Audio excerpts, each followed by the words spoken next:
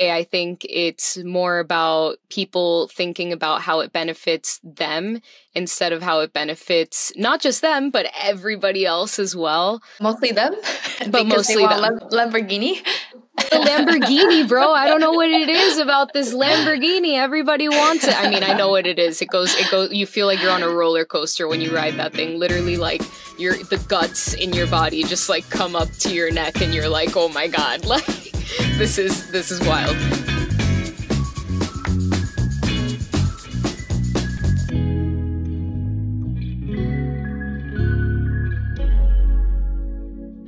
Welcome to another episode of Light with Bitcoin, where we delve into the human side of Bitcoin by focusing on Bitcoiners' personal transformation and their life stories. I'm your host, Vivian Chang. Thanks for tuning in. Today, who will be joining us is Internet Sophi. She's a singer, songwriter, content creator, and of course, a Bitcoiner.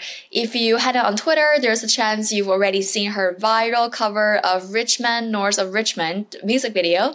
And she's also creating short-form, very engaging interviews and cultural videos for Simply Bitcoin. Sophi, welcome to the show. Thank you so much for having me, Vivian. I'm so glad to be here. Let's start with yourself. Can you tell us a little bit about yourself and your life leading to when you discovered Bitcoin? So I am a Miami native. I was born and raised here in Miami, Florida. As far as my professional life, I went to NYU for a recorded music degree at the Clive Davis Institute of Recorded Music. After that, I wanted to learn my family business, and so I went and worked in the Dominican Republic. And I also lived in Puerto Rico for a little while. And all throughout that time that I was working in the DR and living in Puerto Rico, I learned about Bitcoin through Nico and through Simply Bitcoin. And so when I started to learn about Bitcoin and I started to learn about the implications that it had not just on the financial sector, but also on every other facet of life, I decided I wanted to become involved. I had gotten kind of disenchanted with the idea of participating in the music industry as it is right now, because the industry, like, in my opinion, is a little bit demonic and it's a little bit tainted. I think that Hollywood is kind of the same. So I kind of see Bitcoin as this opportunity to start over and to start on this proof of work standard instead of a proof of stake standard, which is what I feel like every huge industry is based off right now. So I started working with Nico, I started working with Simply Bitcoin and working on their short form content because aside from music, I love creating content. I am a content creator myself. For those of whom who are not familiar yet with Nico, would you tell us what he does and who is he? So Nico Moran is my fiancé and my baby daddy. We're expecting a child in February. We're very excited about that. And he is also the host of Simply Bitcoin, which is one of the biggest Bitcoin-only YouTube channels out there right now. Congratulations. Yeah, thank you. How long you've been into Bitcoin? Nico got started into Bitcoin like in 2015, 2016. And that's actually around the same time that we started talking again, because for those of you who don't know, like, we were going out when we were 14 years old. Oh, wow. And then we broke up and we kind of like lived our own lives. When we came back together, it was 2016. And he started talking to me about Bitcoin this and Bitcoin that. And I was like, I don't know about this. And it took me 2 years to get orange pilled.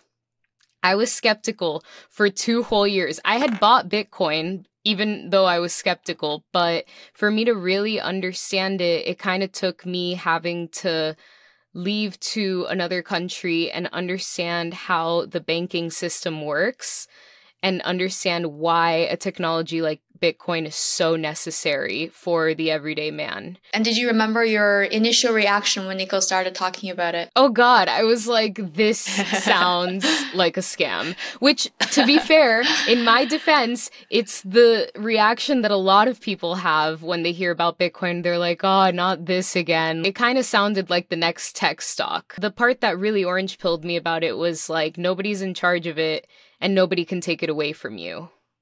So when I understood that nobody could take it away from you, I was like, wait a minute, let me look into this a little bit more. And I went down the rabbit hole, and I kind of got more interested, and I became more open-minded. Do you remember what piece of information that really nailed in that final impression so that you then take the initiative to go down the rabbit hole yourself? For me, it was learning about self-custody. So it was learning about the fact that not only anybody couldn't take it away from you, and I learned about like the 256 security thing or whatever that like the military uses, that, you know, if someone hacks into that, we're gonna have way bigger problems than, you know, just someone taking your Bitcoin. Someone could literally hack into the government and start a nuclear war if someone figures out how to hack into that.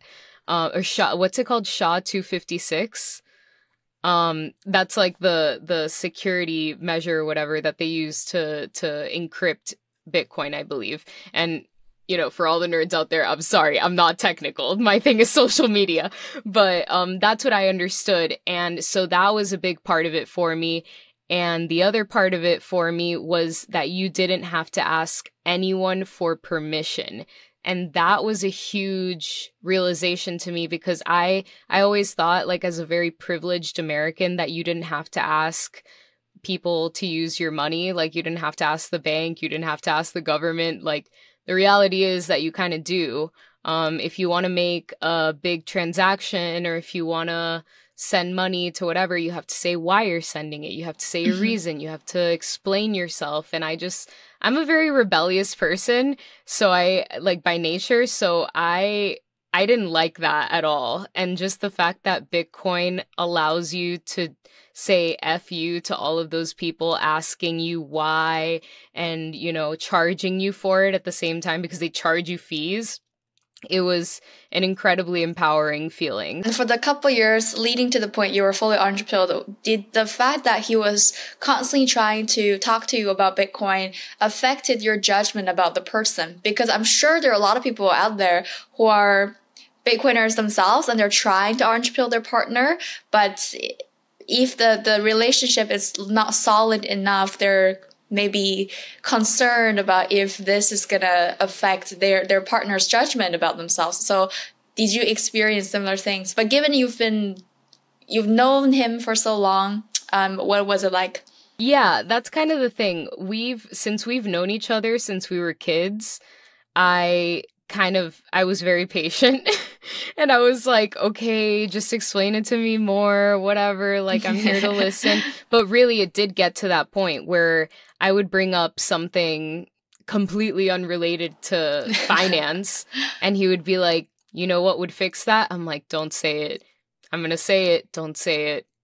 Bitcoin would fix that. I'm like, God damn it. Like, I don't want to hear the word Bitcoin again in my life. But then I realized it was important. I understood retrospectively what he was trying to tell me all of these years and why he was so obsessed with it. I was like, I didn't understand it at first, but then here's the thing, if somebody is really passionate about something, especially the person you love, if they're really passionate about something, whatever it is, even, I mean, outside of Bitcoin, and they keep talking about it and talking about it and talking about it, and if you really love them, like the very least you owe them, I think, is to like look into it yourself and try to understand it yourself, because that's the person you love and their interests should, you know, maybe align with your values and your interests as well. And more often than not, if they're the right person for you, they will. Hindsight, was there something that you wish he did or did not say or do to help you better understand Bitcoin or through this process faster and better?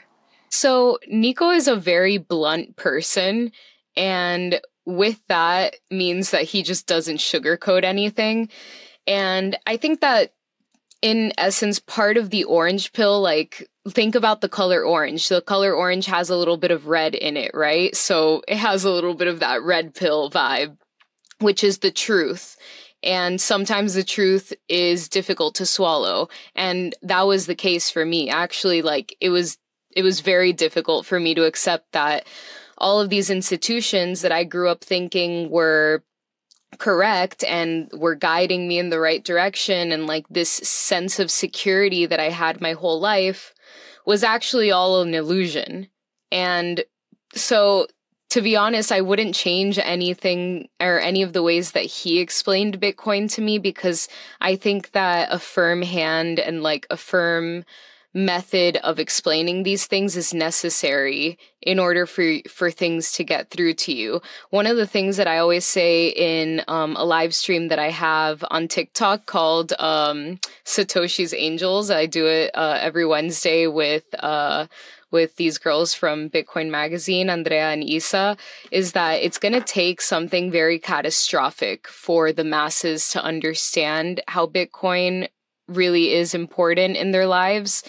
And so I wouldn't change anything about the way that he explained it to me. I think he did a really great job. And if it hadn't been this urgent, it might have taken me like 5 or 6 years to be orange pilled instead of 2. What advice would you give to Bitcoiners out there who are trying to orange pill their partner? Use real life examples and let experience support what you're saying. So Nico had explained all of these things to me, but what really ended up solidifying what he was saying to me was the fact that I lived it. I lived it in the Dominican Republic. When I had to ask a bank for permission to transact with money that was from my company, I was like, oh my God, everything he told me was like totally correct. And that builds credibility. So let experience back up what you're saying. Eventually it will, because everybody has been there. And then, you'll build some credibility and they'll understand where you're coming from more. What is Bitcoin to you? Bitcoin to me is a lot of things, but the thing that it mostly is freedom. It's freedom from all of these powers that be who tried to control us. Like, a lot of people don't realize how in control other people are of their lives. And so Bitcoin is a way to escape from those people's grasps. And I think that is, the internet in a way is freedom as well. It's freedom of information. And Bitcoin latching on to, the powers of the internet is freedom, financial freedom. Do you think Bitcoin have changed you in any way? Yes. I definitely don't spend as much money as I did before. I have very much a savings mentality now instead of a spending mentality. I used to think, the more I spend, the more points I get on a credit card, or, the more I travel, the more miles I get, so then I could travel more. And it was like this more economy in my head that was fueling not just unhappiness, but lack of purpose. And so when I decided to be a Bitcoiner and decided that it just completely changes your mentality, because right now we're in a bear market, right? So instead of, splurging to go get a mani-pedi every single week, we're going to do that at home. we're going to do that at home. And cuz a mani-pedi once a week could cost, maybe it costs $100 now, but in a bull market, it could cost $1,000. You never know. If it 10x's, for example. And that just sounds so unreasonable in my head that's how I think about everything right now. It's how much would this cost in a bull market? How much would this cost in a bull market if it costs this much in a bear market? And then immediately I tighten up my pocket. So I learned to make do with what I have around me. I've developed more skills. I've actually learned how to wax myself as well, do my own, I live on makeup that I refresh maybe twice a year, whereas before I used to buy new makeup all the time. I learned how to cook better because I don't want to go out to eat and spend a fortune, even though right now buying groceries is pretty on par with going out to eat.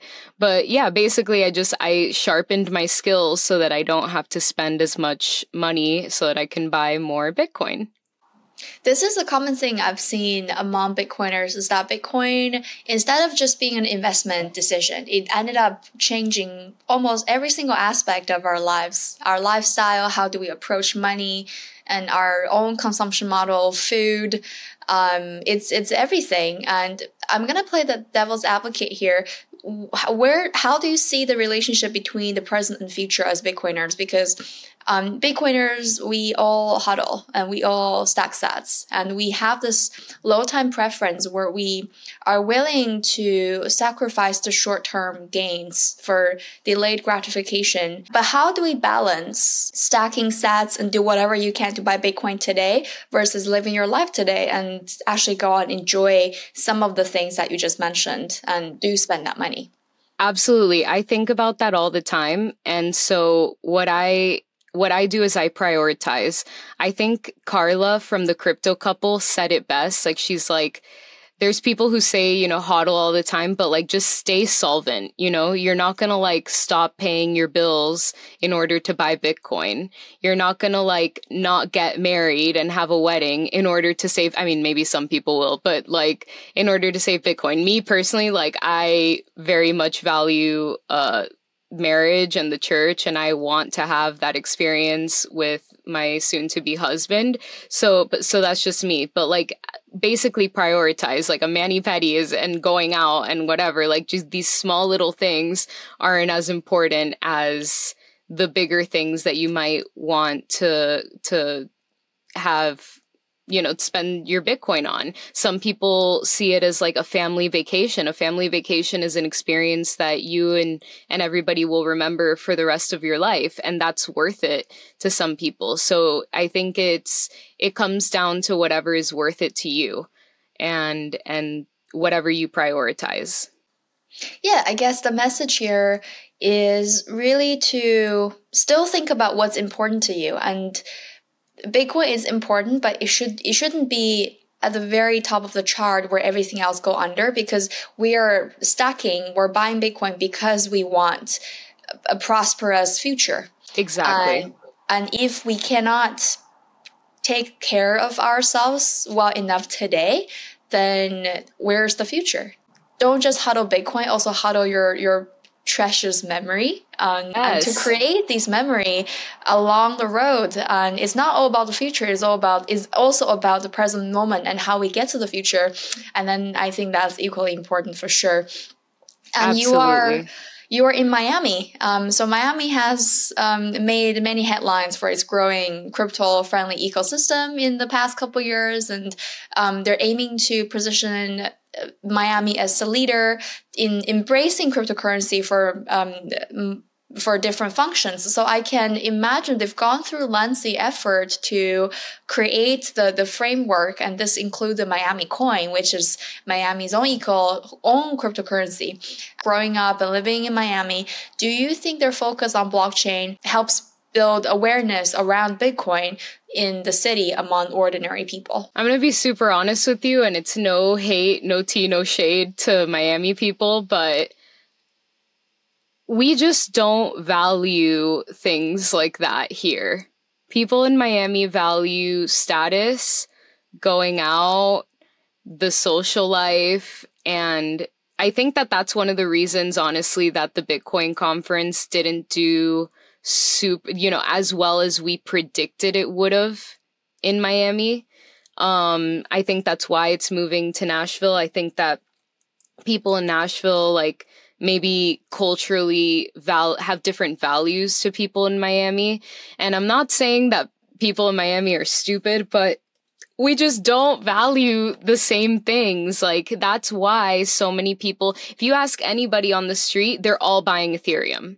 They're all buying Cardano. They're all into crypto, but they don't understand why Bitcoin is important. And when you explain it to them, they simply don't care, because what they're looking forward to is buying a Lamborghini with whatever they make from crypto. And that to me is so sad, because a lot of Miamians, like, we're Cubans, we're Venezuelans, we are from Nicaragua. We're from countries that went through communism and were destroyed by not just ideology, but at least in Venezuela's case, by inflation. It seems like the privilege of not only living in the US, but also living in a very money-rich city like Miami has taken all of that perspective away. And so I think that, whatever, they do want to do MiamiCoin. I don't think it's ever going to happen. I think that was kind of like a sell the news type of gimmick that they tried to do, because at that time when they announced it, it was a bull market and it was the cool thing to say and crypto was cool. But where are they right now during a bear market when people should be supposedly buying this MiamiCoin, right? Preparing for the bull market. They don't actually care. It's all about the talk, and it's all about how it appears and how it looks and how it sells on social media. And that to me is very sad. And it's one of the things that I hope to change by just talking to people on the street and educating them about Bitcoin. I can totally relate about Miami being a very luxurious place for sure. Like just from couple weeks in total there from the Bitcoin Miami conference, there's so many like really great restaurants, I would have to say, like so many interesting places that are just so well decorated, and you can definitely see that they put tons of effort and thoughts into these places, and everything looks super aesthetic, and including the people. If this is what you're exposed to, then this is kind of become what you care about, because they're so in your face. Like you said, if everybody's buying Cardano and Ethereum, what did you think that drive the passion for cryptocurrency instead of Bitcoin in Miami? I think people are more influenced by social media than by government and politics here. And so if you go on Instagram and you see an influencer who is shilling a cryptocurrency, whichever one it is, then, and they have a Lambo and they have like a super perfect body and a super perfect life, then you're going to be like, damn, I want some of that perfect life. And they're going to buy into whatever they're buying into. I don't think people are interested in whether the government is backing it or not. I mean, unless you're like older, then you think about those things, because that is, again, the promise of the institution giving legitimacy to this brand new thing. But at the end of the day, I think it's more about people thinking about how it benefits them instead of how it benefits not just them, but everybody else as well. Mostly them? But mostly them. Lamborghini?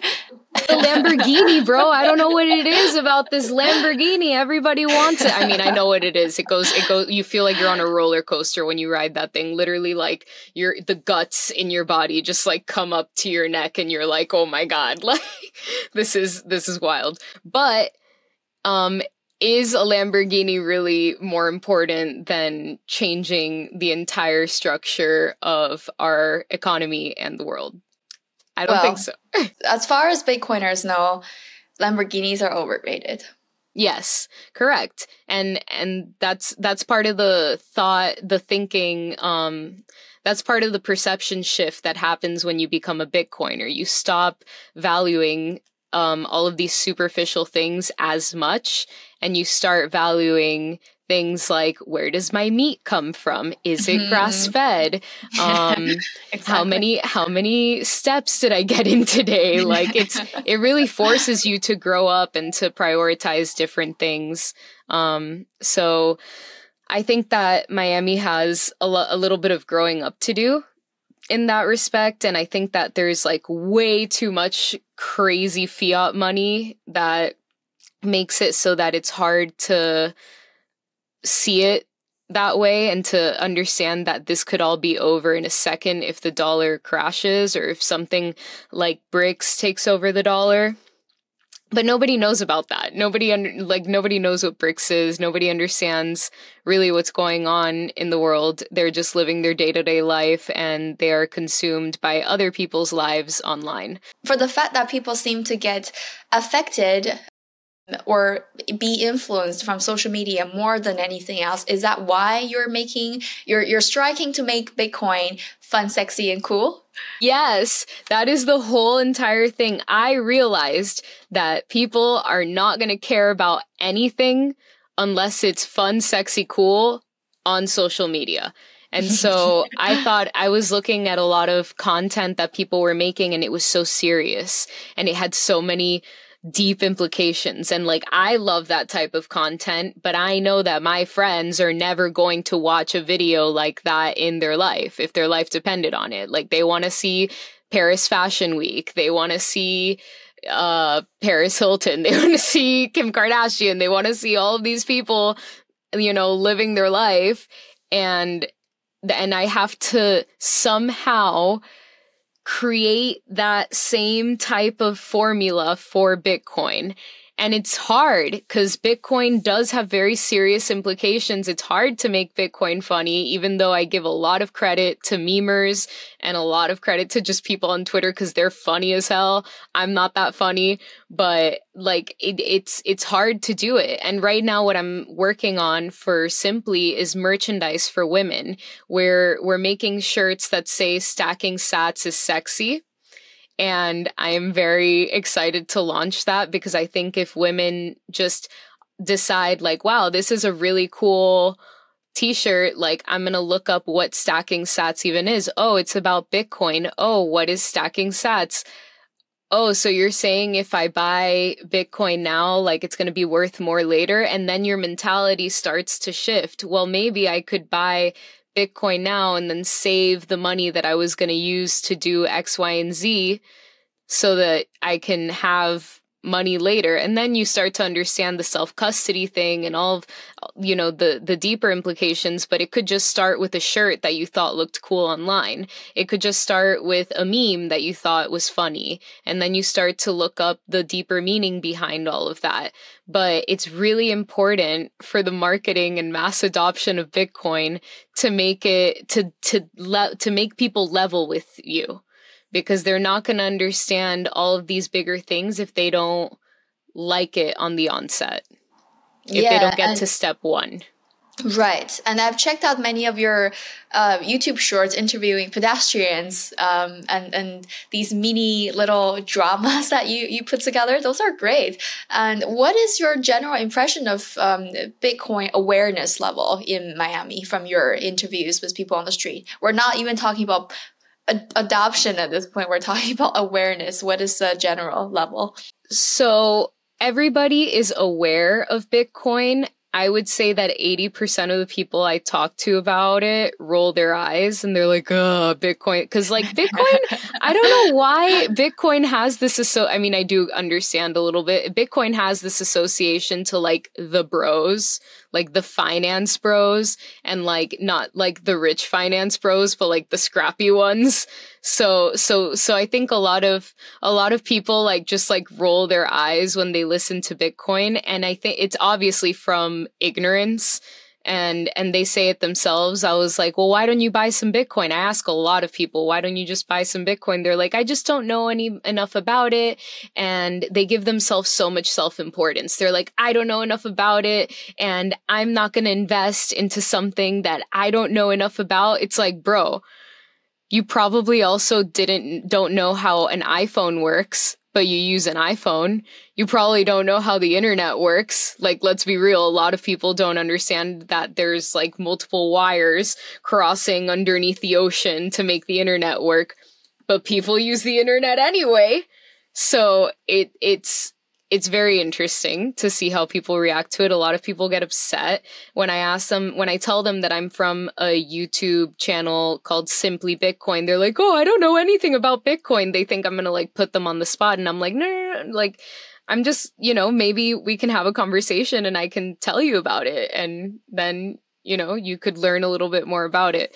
But how many people, I would say 80% of people don't know about it. Like, they don't actually know what it is. They've heard about it. A lot of people, like 90% of people have heard about it, but only 10 to 20% of the people that I go up to will tell me, yeah, I have a little bit of Bitcoin. And that just like warms my heart. I think today or yesterday, I put up a short where I asked a bunch of women if they would allow their significant other to propose to them in a Bitcoin. And I actually got one girl who was so enthusiastic. She's like, I'll take the Bitcoin any day. And she knew about the Fed, and I was like so surprised. I was like, this never happens. This never happens. We always say that Bitcoin doesn't have a marketing team. And because Bitcoin is not controlled by any company or any person. And do you think Bitcoin has a marketing problem? Yes. Yes, it does. Okay. Absolutely. Yes, it does. That's exactly why I'm here. And this is why I decided to do what I do, because I do think it has a marketing problem. I think it's, first of all, I think it's very exclusive, where like the Bitcoin maxi community, which I love very dearly and I'm very much a part of, is kind of hard on the rest of the public for not understanding how Bitcoin works, how self-custody works. Like, if you don't do things exactly how we do them, then it's like shame on you. And I don't think like we live in a shame-based culture anymore. I think people just like walk away and they're like, all right, I'm done with Bitcoin. And that's a marketing problem in and of itself. But more than that, Bitcoin is hard to understand for a lot of people. It's difficult to understand that the banks have been stealing from you. It's difficult to understand that, all the technical aspect. And it's difficult to like the learning curve on self-custody and how, sending the Bitcoin with the long address and whatever, like it's all a learning curve. And all of that makes it more difficult for people to adopt Bitcoin. Where if you just, open a bank account and have a Visa card and you tap wherever you're going, like, boom, you're done. Like you've just transacted, and it's super, super easy and it's very convenient. But people forget that at first credit cards weren't all that convenient. There was this little thing. And you had to like go like this, and it would mark the thing, and people said it would never catch on. And then the technology just got better and better and better. So two things. I think that as Lightning and as apps like Cash App and, other platforms make it easier to transact in Bitcoin, I think that adoption is going to become a lot more feasible. That in itself is a marketing strategy. And the more Bitcoin becomes integrated in the culture, that is also going to make people want to buy Bitcoin. And then the third and most important thing that will make people love Bitcoin is when it goes up. When it goes up, people are going to be like, oh my God, I need to buy this stuff. This is going to go up forever. Blah, blah, blah. I understand it now. It's like all of a sudden when it's successful, everybody wants to join in. And it's happened the last two bull runs. And it's incredible to me how short people's memories are, because it's happened the last two bull runs, and you ask people on the street today and they're like, oh no, I don't buy Bitcoin. That stuff is a scam. I tend to agree that Bitcoin has a marketing problem, to the point that, just like you said, a lot of the content we see in this space are highly technical. They're very much around what's been happening in the society today, which a lot of it is very depressing and stressful. And as individual, for the longest time, I thought I have nothing to do with Bitcoin, because I thought it's something that's really technical, that's really geeky, that's very mathy, and is a little bit dodgy as well. And I never really associated myself with Bitcoin because of these stereotypes I have for Bitcoin. I know that I'm not the only one. One specific short that you did, and you asked this owner at the vape shop just next to the Bitcoin ATM, and he said, I feel like I'm too stupid to understand Bitcoin. And that's not true. And you proved him wrong. But this is telling us that when people think of Bitcoin, they think about the wrong stereotypes. And the stereotypes are formed with the information they do get access to in their own circle. Either that's mainstream media or that's social media. How do you think we can change the stereotype of Bitcoin to make it a little bit more accessible for people who are not yet into technology or economics? Be kind and patient with people. Smile. Literally, like, try to be a nicer person, because, you know, there's things that other people know that you might not know about. And you always have to be humble. Like that saying, stay humble, stack sats, like the stay humble part has kind of been lost on people, because they think that they're the smartest person in the room by telling you how to do something that, you know, might not work out for somebody else. What I think is, as long as we're all buying Bitcoin, we're all on the same side. There's no reason to put somebody down. There's no reason to make somebody feel bad or feel stupid. If it wasn't for Nico's very aggressive approach to orange pill you, it probably would have taken you longer to get orange pilled. It's true. And where do we draw the line of being rather toxic, in the sense that we're really, really trying to drill this information in your head to speed up the process, versus be kind and allow people to take their time and approach it in a softer direction? It's not so much about being softer, it's about being kinder. So Nico never made me feel stupid. Nico never made me feel like I wasn't good enough to understand this stuff. And he was very patient. Again, it took 2 years. So for me to really like make it click. And like I said, people go at their own pace. And it's hard enough accepting that the whole world is against you and that these institutions have been screwing us over all along. And that's the part of the truth that is the very hard pill to swallow.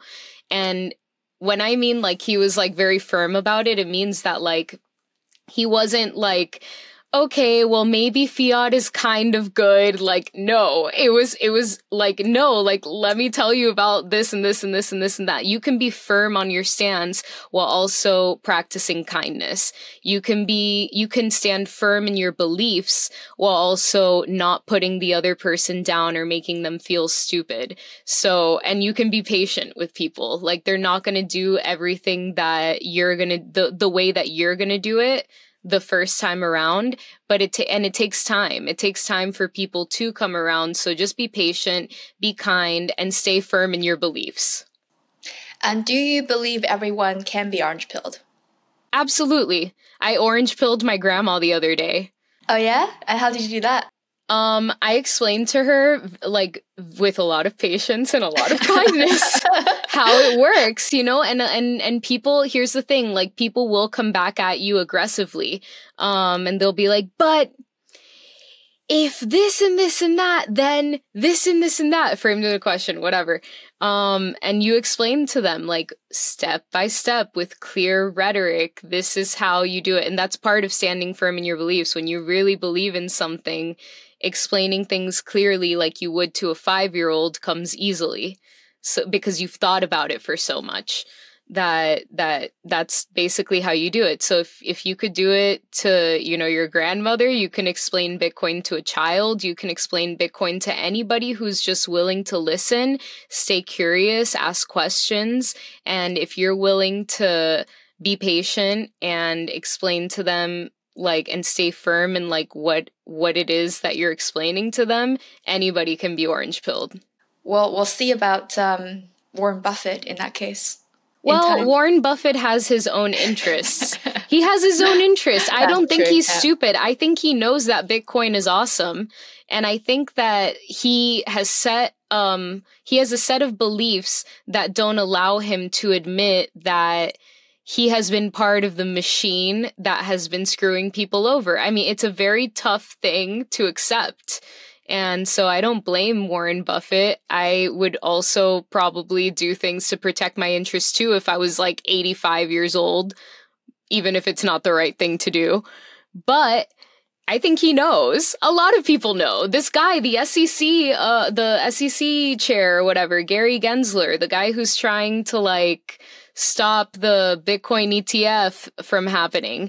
He was a Bitcoin bro, I found out yesterday from doing the live stream. These girls were explaining to me that he was a Bitcoin bro. He was totally for it, but guess what? He worked for Goldman Sachs, and Goldman Sachs gave him the money and the life that he has now. And guess what he's doing? He got tapped on the shoulder by the people at Goldman, and they said, you're not going to talk about Bitcoin.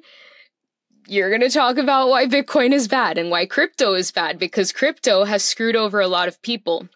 And people like to conflate the two. So that's also actually something I didn't mention about the marketing problem. One of the biggest marketing problems we have is that Bitcoin is conflated with crypto. So, yeah. A long way to go, hey? A long way to go. We have a long way to go, but hey, you know what? The truth eventually comes out, and I believe that Bitcoin is the truth. Mm-hmm. So we just gotta wait. Eventually the truth comes out on everything, especially in an internet standard culture. The truth always comes out.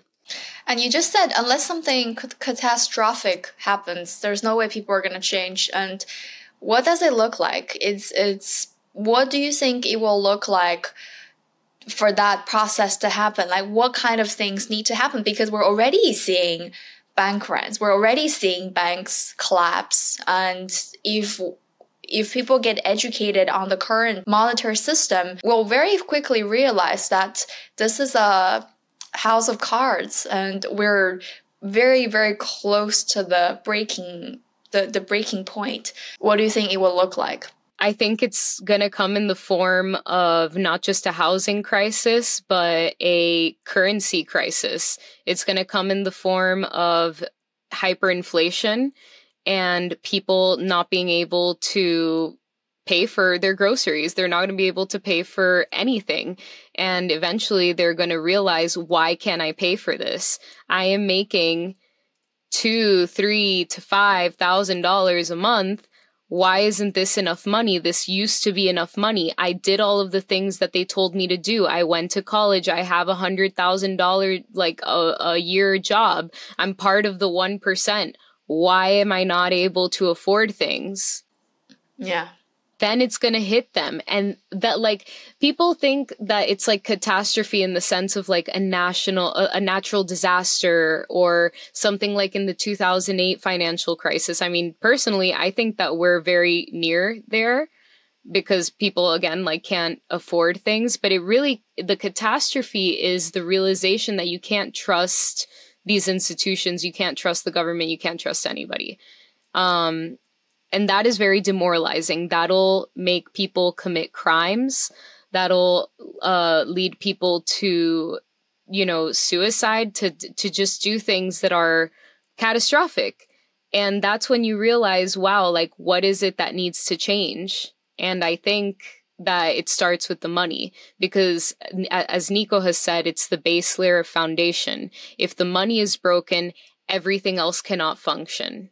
You can't have an uncorrupted church. You can't have an uncorrupted education system. You can't have an uncorrupted entertainment industry, because the money is so broken and people just want more and more of it, and they're only looking out for themselves because, again, they can't afford anything. Yeah, and that's not their true. fault. And that's not their fault. That's like the thing that people like also need to understand. It's not your fault that these parameters have been in place, but the good news is that you can do something about it. So buy some Bitcoin. Totally. And what I've realized over the years is that if you already know what you're going to do, then the rest is easy because you just do it. But the hardest thing is actually figure out what are you doing. Like, yes. How do you, when you feel lost is actually when you don't know what you want and you don't know how to get there. And then when you do know, then the rest is just execution. And then if you want this thing enough, then you have enough internal motivation to help you push through the process. And in the fiat system, the vast majority of people, and Bitcoiners included, it's just we experience this process earlier than the rest of the people.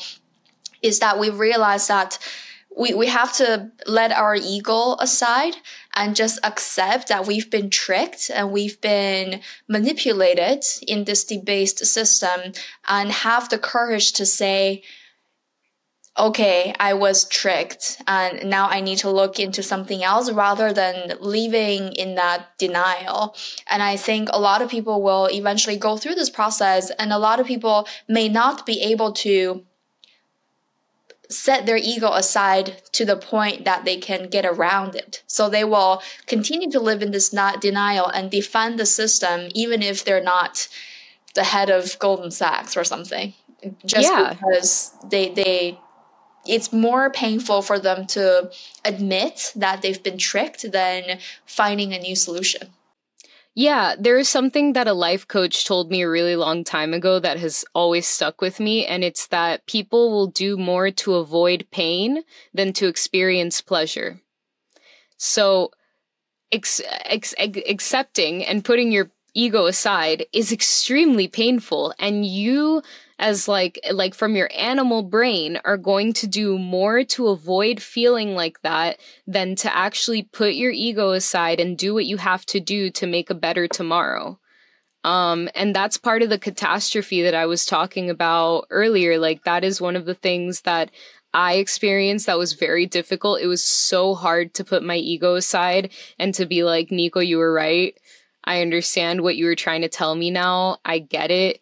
But people who seek the truth and people who seek progress are always going to do their best to put their ego aside and to do what's best for not just them, but their families. I've orange pilled my parents. I've orange pilled, like I said, my grandma, my aunts, my cousins. I mean, my cousins already knew because they experienced their own catastrophe in Venezuela, and they understood from a very young age how money works and why Bitcoin is important. And that's why, in a way, I think that these underdeveloped countries and countries that are going through a lot of economic strife, like Argentina, are going to understand Bitcoin and adopt it a lot quicker than countries like the United States and in Europe, where we are so privileged to, at this moment in time, be number one. You ask people all of these questions on the street and in the Bitcoin conferences asking Bitcoiners. So I'm going to reflect some of these questions back to you. One of the questions is, what is your most controversial Bitcoin take? So my most controversial Bitcoin take, the reason I asked this question was because at BitBlockBoom, I saw Bob Burnett give a talk about an issue that Bitcoin has. I don't know if it's like a very bad issue, but it is, I wouldn't even call it a problem. It's just something that is. And it's that not only is there a scarce amount of Bitcoin, there's only 21 million, but there's also a scarce amount of block space. So the amount of transactions on a high level that the block space can handle day by day is around, like, I think he said 230 million.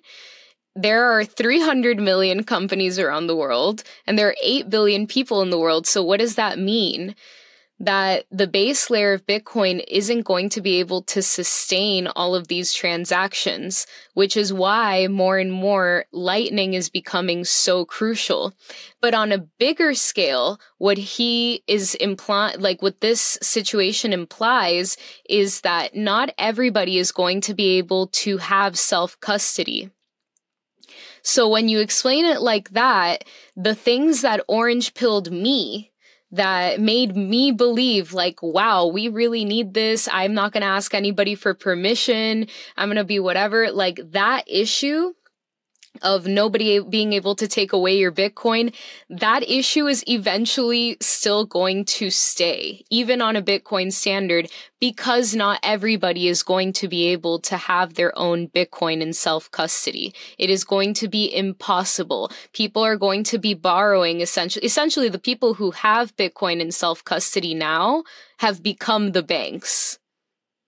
And the only difference between the banks now and the banks of the future is that we can't print more money. We can't print more Bitcoin. So it's definitely progress, but it's not like this utopian solution that we are making in our brains. It's actually a lot more complicated. So if anything, that should make people react with urgency to buy their Bitcoin and have it in self-custody. It is not just wealth from here to 10 years. It is generational wealth. Look at a show like Yellowstone. Look at the 1883, 1923 shows. Nico and I are obsessed with that show, by the way. These people have owned like 50,000 acres of land in Montana, and they have still had that land because nobody has been able to take it away from them, and the land has been scarce. More people want the land. More people are going to try to take it away from you, but you own it. So get your plot of land while you can, and don't buy it from the future banks. Yeah, but even not everybody's going to be able to self-custody their Bitcoin. At least in that system, the system is not rigged. The system is not debased. It takes for everybody to realize the fiat system is very different from what we thought it was and why we're in this together no matter where you are.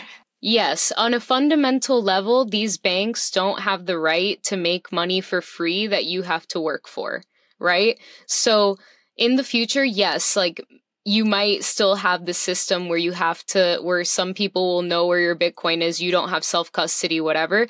But these banks, these Bitcoin holders will not be able to defraud you by making more out of thin air. So, you know, and maybe that stabilizes over time, but the amount of transactions that the base layer can hold is definitely, it's an issue. What is your favorite Bitcoin meme? My favorite Bitcoin meme? Yo, I had to think about this, and I thought about it in the context of the Bitcoin conference art gallery, and I was between two of them, but I think this is my favorite one. I love the roller coaster, the Bitcoin on a roller coaster. That's my favorite one. Oh my God, that's my favorite too. That's the best one. That's the best one. It is so cute, and it goes up and it goes down, and they sell this one piece of art where like you can change the position of the, so like you can put it on the bottom if you're like in a bear market, you can put it on the top if you're in the bull market. So, I mean, I like that because when you're down, it reminds you, it gives you hope that there's always a way up. Yeah. And when you're on the top, it gives you a reality check that it doesn't last forever. It's going to come down. So just, you know, don't go crazy. Yeah. Don't go buying 7 Lambos. Another reason why I love it so much is because of the smiley face the Bitcoin has on the roller coaster. It means that Bitcoin doesn't care. Ultimately, it's not about the price. It's like the Bitcoin is like slow dancing in a burning room, and it doesn't care if there's ups and downs. And regardless, we're gonna live through this with a smile on our face because we know we're on the right track. Like, this is like my favorite part of the meme as well. Yes. You're on a mission to make Bitcoin fun, sexy, and cool. Do you think there's a difference between these 3 elements? Fun, sexy, and cool? Yes. So fun means like experiential enjoyment. So, you know, don't make Bitcoin annoying. Don't make it hard to understand. Make it something that is a fun experience. Like for example, the other day I was watching Bitcoin Kindergarten, shout out to Opti and Wine. And they have a QR code where you can scan the QR code, and for like, you know, whatever amount of sats you want to contribute, it could literally be a couple of cents. You can pull up a message, and Nico and I were having a blast, just like joking around with them. And they are a great example of Bitcoin being fun, a great experience. Thunder, the gaming app, also does this. They have all of these games, and you can earn sats for playing the games. That is fun. It's a good, positive, joyful experience.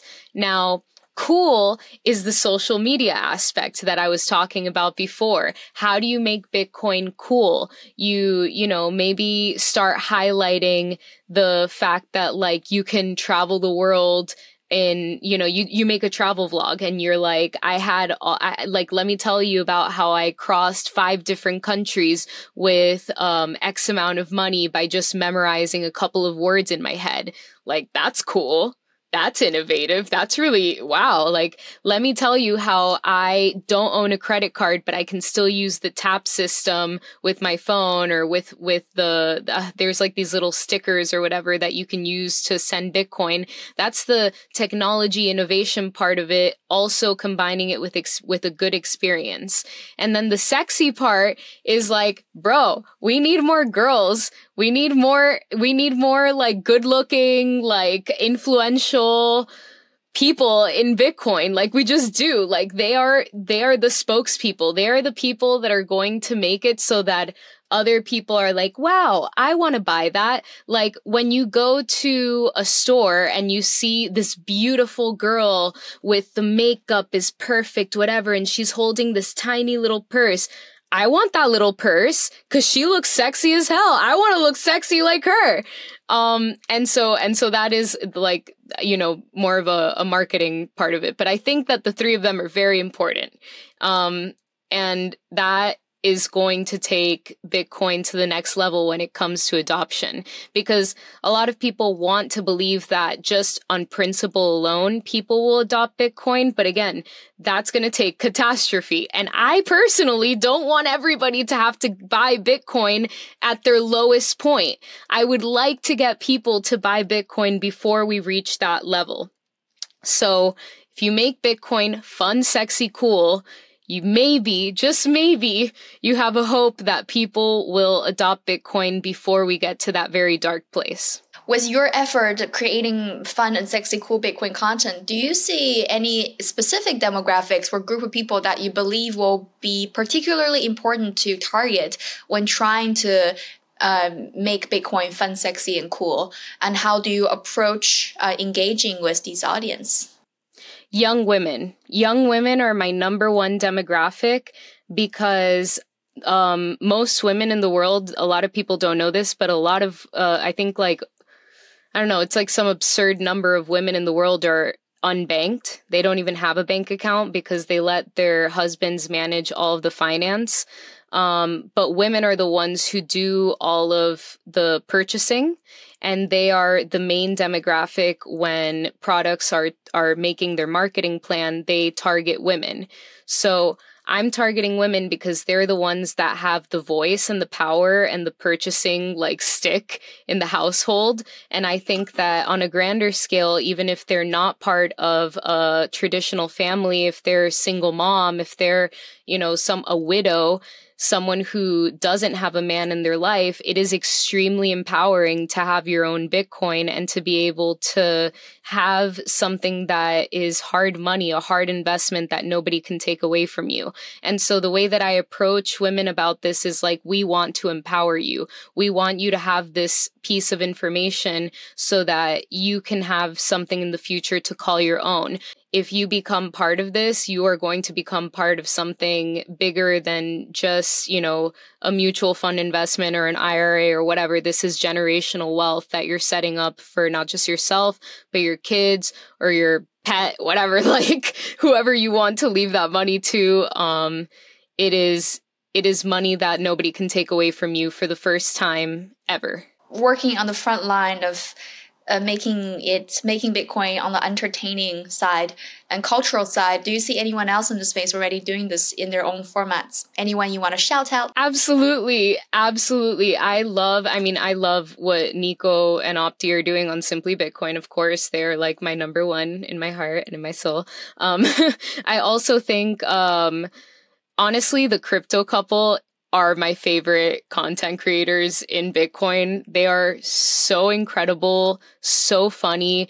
Their production, they understand fun, sexy, cool. Mm-hmm. They understand it to the core because they're hilarious. Their skits are so good. I look forward to working with them sometime in the future if they want, because they're thespians. They are so professional on every single front of what they do that they're my favorite content creators in Bitcoin. And also Isabella from the Bitcoin magazine. She is incredible. I love the way that she makes her videos covering the news. Bitcoin, BTC Sessions, Ben is like the best tutorial person in the game. So there's a lot of people who are trying to make Bitcoin fun, sexy, cool. And I mean, especially like even BTC Sessions, like for it being a tutorial, like he makes it fun and cool and like entertaining and enjoyable to watch the tutorial. So yeah, these are some of my favorite creators right now. Love it. Yeah, I love all of the mentions here. And do you have any advice for Bitcoin content creators out there? How can we blend pop culture and trends with Bitcoin and make Bitcoin content that's both entertaining and engaging enough to inspire curiosity? Skits are one way to go. I love when Bitcoiners make skits. I love like things like what Yellow does, like making something completely original and like making this little like puppet that like goes everywhere or whatever. So be original, but also like hop on trends that you don't think like, you know, people would think about Bitcoin and make like jam Bitcoin into it. It's called culture jamming for a reason. So like have a conversation about these trends because more often than not, you will be surprised how it relates back to Bitcoin. How do you imagine for the future of Bitcoin culture? Bitcoin is going to be funding the culture. So similarly to how fiat funded the culture in the past and motivated people to do certain things and created incentives, I think Bitcoin is going to create different incentives based on stronger morals and the truth. So instead of, you know, maybe back in the day, like with the Me Too movement, somebody had to sleep with a producer or a director in order to get a role. Nowadays, it's like, no, it's based on proof of work. Like you have to actually show up and know your stuff and know whatever to prove yourself in an industry. And I think that Bitcoin is going to incentivize the culture to shift in a more morally upright direction.